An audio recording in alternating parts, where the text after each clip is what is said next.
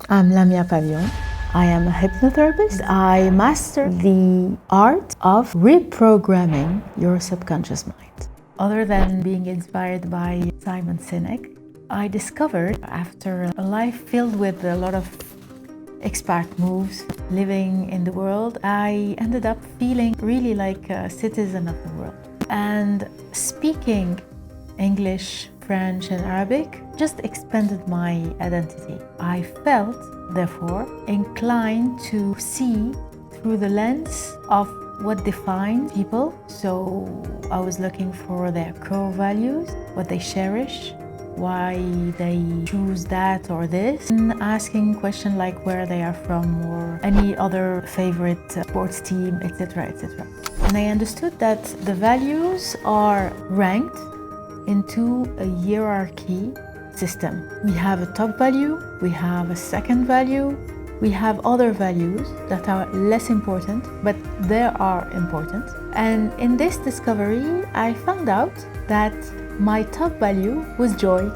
Logically, I understood that to do anything, I was putting joy on top of my shelf. So I was making everything around joy. That led me to understand that my why was making joy a choice in order to let me feel serene, to reach serenity. What else? I reached such a level of stress and anxiety and burnout, exhaustion, that this idea of serenity, of letting go of all these troubles, felt like heaven. But how could I recognize serenity after all these struggle, all these negative emotions that I was feeling? That made me realize that serenity shall be like the chocolate ice cream that I delight myself with as a gift. I understood that serenity is the result of every joyful choice that I make. Wait a minute, lady. I object my honor. How do you keep smiling, having fun, if you are experiencing very bad outcomes around you, if you are experiencing tragedy, grief, bad luck, crappy job, a burden that you are having every day, if you are in charge of your kids, of your husband, everything that makes you feel tired? If I understand that life is happening for me, life is not happening to me.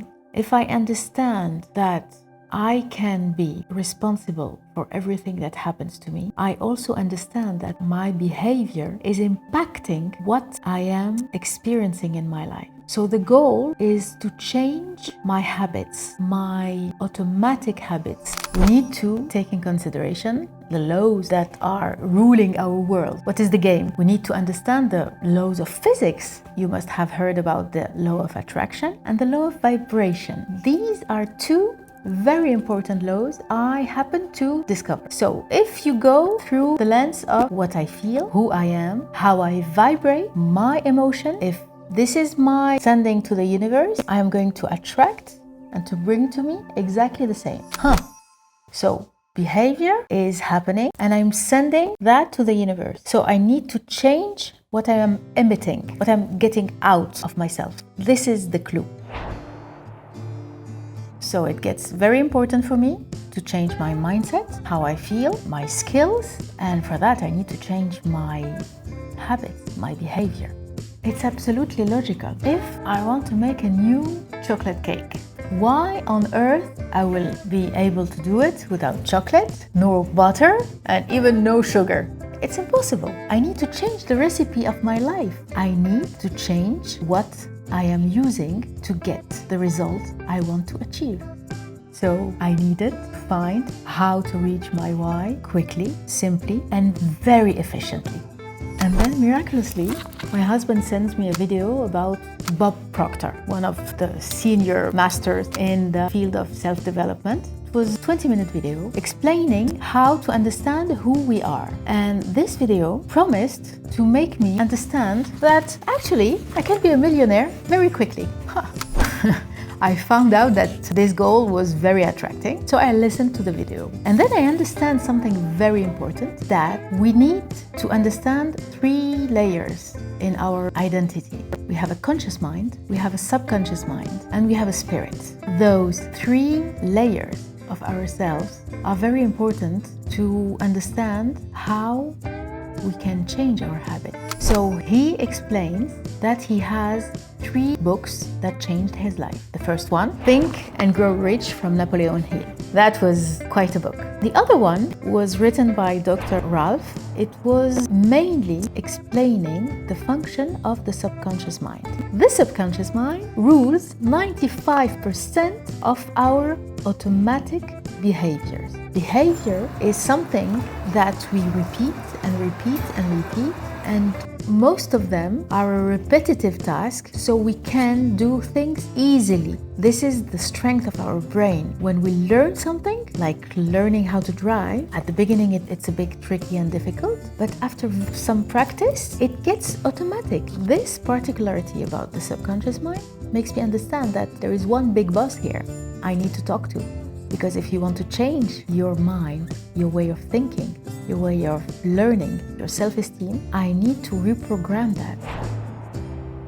How to reach, give me the phone number please, of the subconscious mind. I understand how I need to talk to him with a lot of politeness, consideration, because he doesn't like people to talk to him with an respectful way.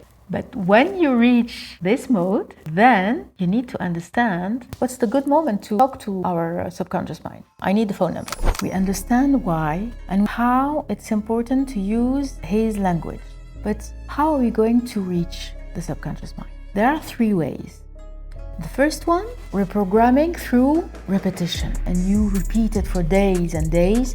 They say 21 days, but it can be a little bit more. Then you can change the programming. The second way is through a traumatic event, mechanical event. For example, you experience a car accident, or you go through a very difficult grieving experience. Some kind of event that will change dramatically your way of thinking. This is because something happened in your brain, physically or intensely, that it changes the way you perceive things. The third way is to go through the altered state of consciousness, which are moments usually where we are in another mode of frequency. Usually people know it as the state of trance. And we experience it when we are deeply focused into a movie, for example, or when we are dancing and forgetting about time, forgetting about space. When meditating, we can experience that in many ways. And there are 2 moments just before sleep and right after waking up. So when we are in trance or ASC, we can speak directly to the subconscious mind. It becomes an open window and we can reprogram through some protocols. So as you can see, no need to have a concussion to change your mind. You just need to go to this ASC mode, this trance mode, to reprogram yourself. And for that, the commonly used method and that I trained for is hypnosis. So through hypnosis, you can reprogram your subconscious mind.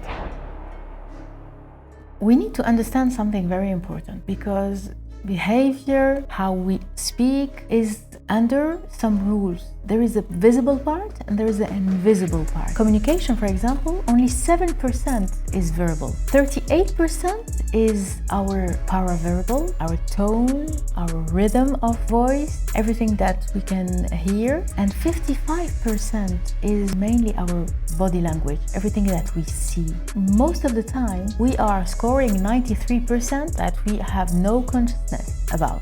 So it's the same about our habits, our thinking. If we consider that, it's like listening to music on the radio station. And if the radio station being used to hear calm, serene, peaceful, we are likely to follow this music. So the goal is to change our inner music. Actually, it makes very much sense. We are very much then like the Titanic, very powerful, strong machine made with our conscious mind, and we can go to length, hit records that we couldn't imagine. But if we don't clean up what's in the scene, if we don't clean up the program in the subconscious mind, we are likely to hit the iceberg. The thing that we don't see when we dive into the iceberg, this inner music, is what we need to change regarding and considering where we want to go in our life.